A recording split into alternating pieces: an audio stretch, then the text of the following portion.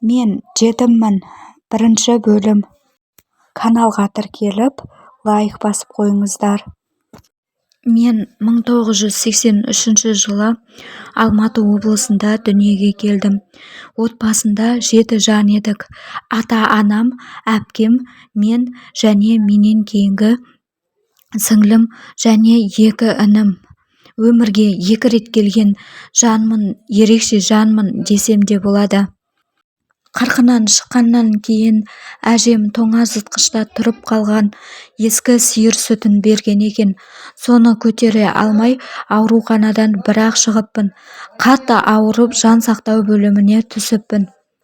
Анаммен бірге ауруханада 2 ай жатып, бетім бері қарамай, жүрегім тоқтап қалыпты.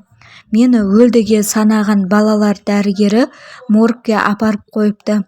Арада аз ғана уақыт өткенде жүрегім қайта қағып, шырқырап жылаппын.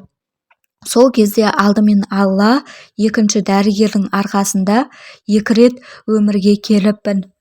Сол дәрігер ата-анама қызың өскенде ерекше сезімтал қыз болып өседі деген екен.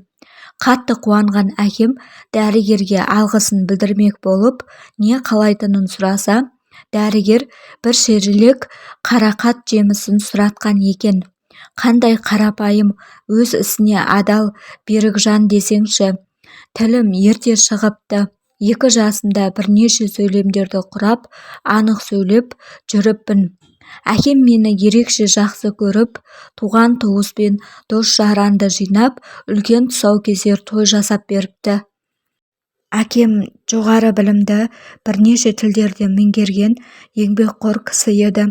Қол астында бірнеше қызметкерлері жұмыс істейтін, жағдайымыз жақсы, өте бақуат тұратын едік. Әлі есімде, 1988 жылы әкем су жаңа семерка Жигули сатып алып, бірнеше күн тойлатып еді. Анам әкеме тұрмысқа шыққалы жұмыс істеп көрмеген екен. Қолын жылы суға малып, бала туып, бізді қарап үйде отырған екен. Кейін сол жылы әкем дүние байлықты көтере алмады ма, әлде басқа себебі болды ма, білмеймін, анаммен ажырасып, бізді тастап кетіпті. Ол кезде кішкентай баламыз, әкеміздің не үшін бізді тастап кеткенін түсінбеген едік. Анамның мінезі тұйықтау, салқын қанды болатын. Әкем секілді бізді мейірленіп, иіскеп, құшақтамайтын, ашылып сөйлеспейтін. Әкемнің не үшін кетіп қалғанын бізге түсіндіріп те айтпады. Әкем кетіп қалғаннан кейін өмірі жұмыс істеп көрмеген анама өте қиын болды.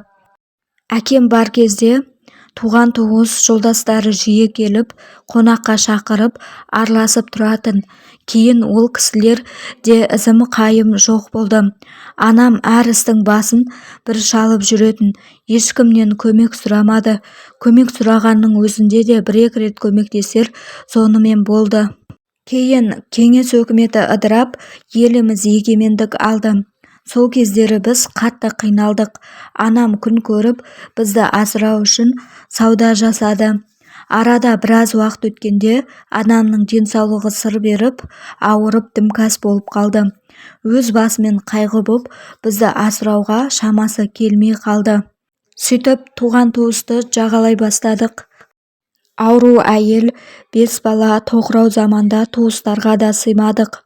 Әкемнің туысы жақын көкеміздің үйінде тұрып жатқанда, бір күні көкеміз ішіп алып, сендердей артық ауызды асырай алмаймын, өз бала-шағамды бағып алсам да қалай кетіңдер деп, үйінен қуып шыққаны әлі есімде. Анам бір үйдің жалғыз қызы болған. Ата-анасы ертеректе қайтыс болып, туыстарының қолында тәрбиеленіп, мектеп бітіре сала әкеме тұрмысқа шыққан екен.